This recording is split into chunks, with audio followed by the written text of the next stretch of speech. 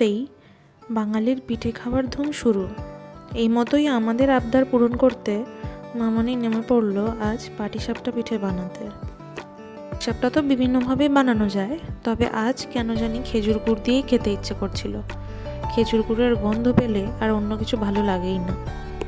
মামনির দেওয়া রেসিপিটাই আপনাদের সাথে শেয়ার করছি।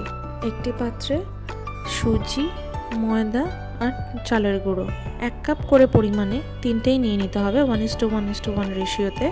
তারপর এতে পরিমাণ মতো খেজুর গুড় মেশাতে হবে।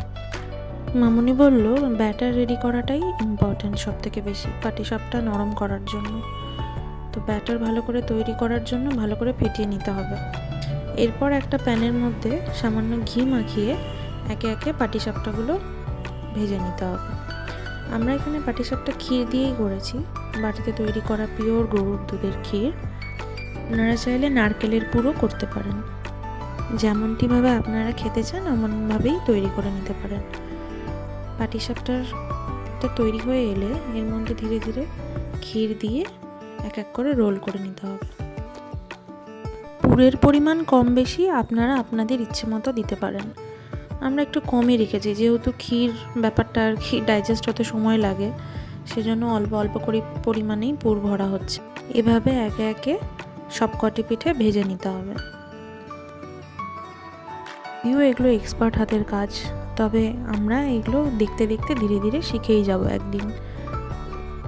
তবে যতই নিজে করার চেষ্টা করি না কেন, মা দিদাদের হাতের পিঠে খেতে একটা আলাদাই মজা। এভাবে এক এক করে মামনি এখন সব কটা পিঠা ভেজে নেবে। তারপরে তো খাওয়ার পালা। পিঠে পুলি ঠান্ডা হলেই খেতে বেশি টেস্টি হয়, কিন্তু আমার গরম ঠান্ডা যেটাই দেওয়া হোক না কেন, I love it in every way. পৌষ পার্বণের আগে আপনাদের সবার কোন কোন পিঠে খাওয়া অলরেডি কমপ্লিট কমেন্টে জানাতে ভুলবেন না কিন্তু। 1 কাপ করে পরিমাণের মেজারমেন্টে যদি বানানো হয় তাহলে মোটামুটি ওই ব্যাটারে 15 থেকে 16টা পাটিসাপটা সুন্দরভাবে তৈরি হয়ে যায়। পুরের জন্য যে ক্ষীর তৈরি করা হয়েছিল তাতেও খেজুর গুড় দেওয়া ছিল, এতে করে টেস্ট আরও দ্বিগুণ বেড়ে যায়।